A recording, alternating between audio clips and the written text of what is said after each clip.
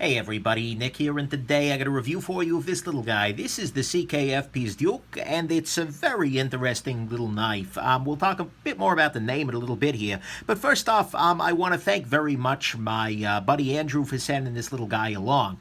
He donated this to the channel in exchange for me donating the money from the sale for charity. That's win-win, a beautiful thing for him to do. So thank you so much, Andrew. Then let's do a size comparison real quick. This looks like it should be a relatively small knife, but actually, practically speaking, it's really not.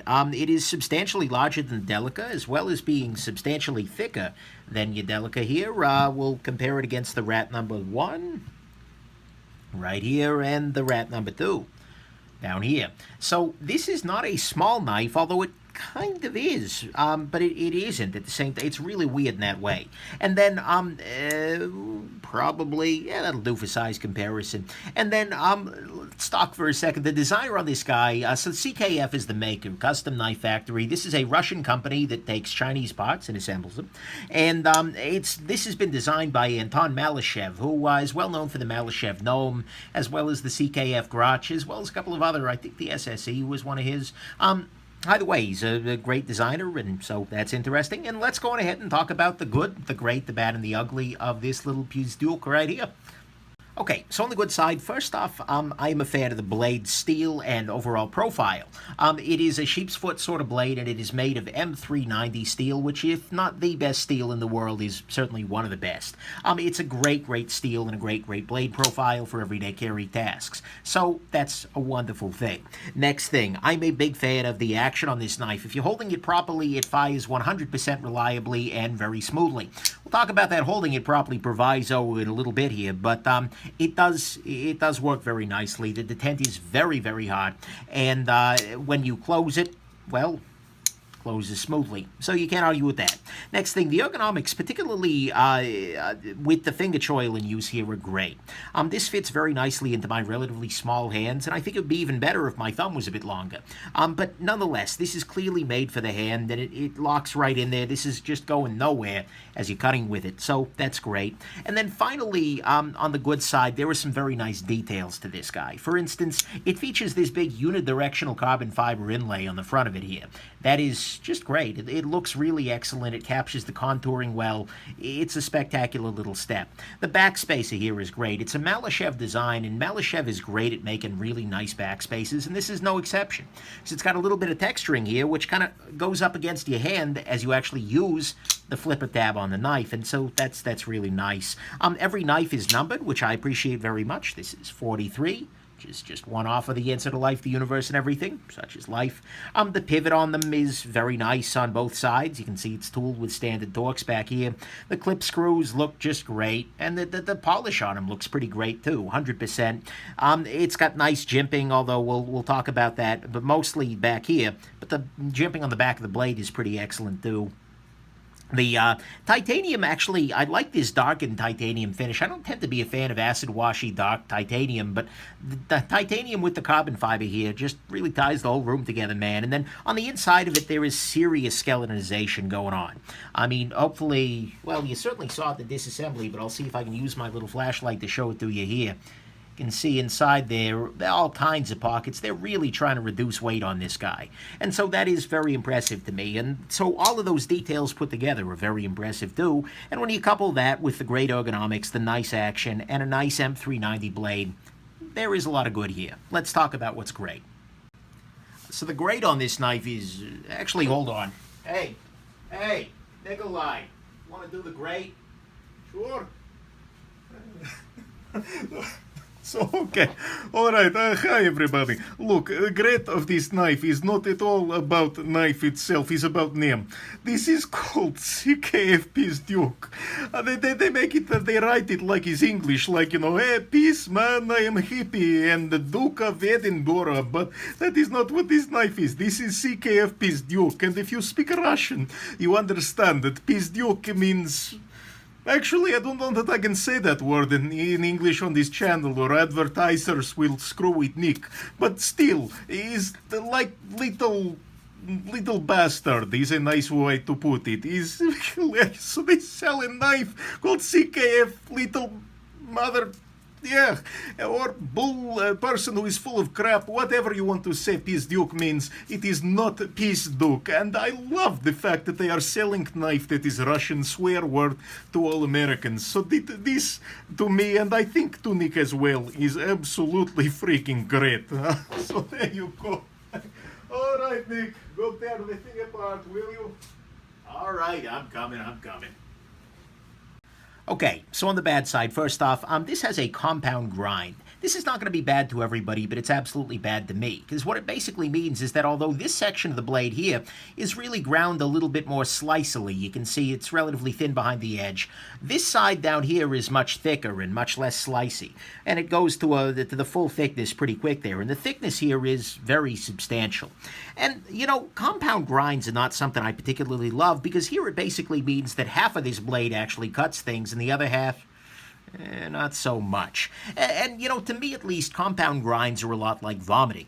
Intellectually, it's really interesting. It's fascinating. It's deeply complicated. There are all sorts of processes required. But the thing is, at the end of the day, no matter how interesting it is, it's just something I don't want to have happening to me. And that's the compound grind. So I would really prefer this knife if it would just ground like this through the entire length. I think it'd make it a much more interesting knife. I think it'd make it a little more attractive knife. And I think it would, this just to me feels like a downside in here. But again, that's a nitpick. That's something you may disagree with me on.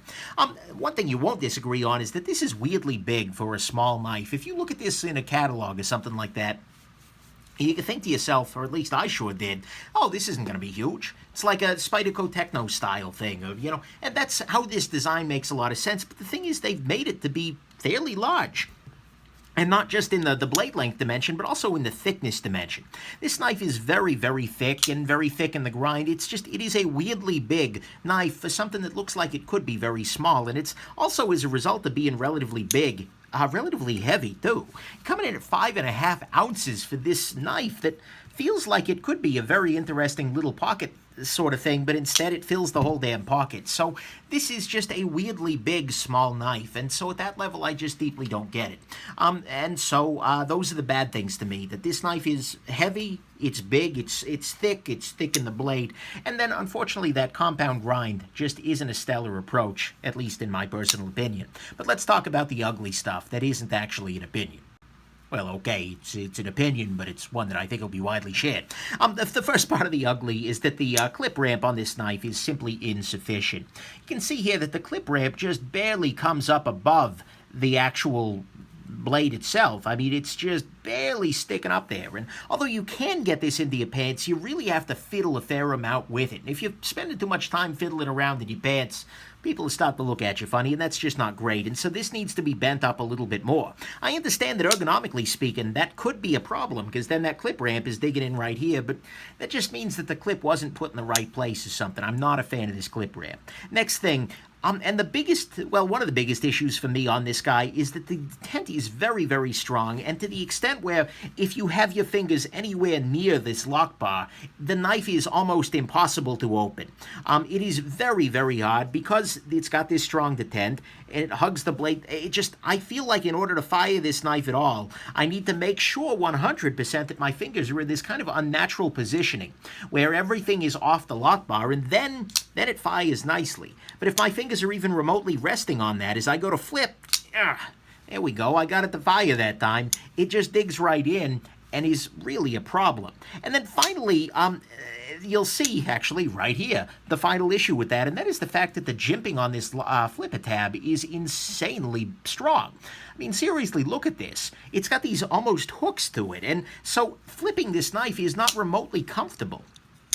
If you've got strong calluses, it won't be a problem, but this needs to be dulled back a little bit. I mean, I can understand why they're doing it with the detent this strong and the fact that you can't hold it without putting your fingers on the lock bar, which interferes with the but this just is not a pleasure to flip at all as a result, because anytime you use it, the flipper tab's digging into you, and if your fingers are positioned in a natural way, it's going to stop this knife from popping open at all. And so, to me at least, that is absolutely ugly. The flipper tab is just way too sharp. The detent is way too strong when your fingers are on this lock bar at all, where they kind of need to be, because it's not a huge knife, but it's a huge knife. And then the clip ramp on it is way insufficient. Let's go into the final conclusions here. Look, final conclusions. I think at some level this is a knife that seems like it's got a lot going for it. It's got a relatively strong action. It's well made, good steel, well machined, and a pretty, it's a designed by a well-known maker. And it's also a smaller CKF, which is something that CKF is seriously lacking for. They need more small knives. And, the name is a sly reference to Russian obscenity, so, be still my beating heart there. But the thing is, this knife left me very, very cold. The flipper tab, coupled with this really lockbar-sensitive action, was not super interesting to me. The clip made it a lot less pleasant to carry, being a pain in the neck there, and then the design, being as thick and compound ground as it is, just didn't appeal to me enough to make me want to power through those other issues. And so I feel very little for this knife. And as an aside, this review was kind of interesting to me because this was one of the knives I handled at Blade HQ last year when I visited, and I handled it for about 30 seconds there and felt very strongly like, okay, no, you guys keep that one, have fun. And this was a sanity check for me. Like, I had my opinion then, but once I actually got a chance to carry it, guess what? I have the same opinion. It didn't change. So, validation, I guess. But the thing is, though, that's what this is. This is an opinion. All my reviews are, and there are some things that could make this better for you. If you happen to be in love with the compound grind, or you happen to love parts of this design, then you might be able to overcome those issues, particularly if you're willing to sand these guys down here and bend the clip up, or if you've got a finger that's more callous than fingerprint at this point, then maybe it'll be okay. But the thing is, for me, this is a very, very easy pass. I felt that way when I handled one for 30 seconds, and I feel this way handling it for way longer than that. So, as much as I'd like to see something a little bit more compact out of CKF, I'm afraid that the Pizdyuk here is just, well, it's a little, we can't quite go there on the channel, that I just can't recommend. So I hope this has been interesting to you, that you enjoyed the Russian obscenity, and that you have yourselves an absolutely wonderful rest of your day. Bye now.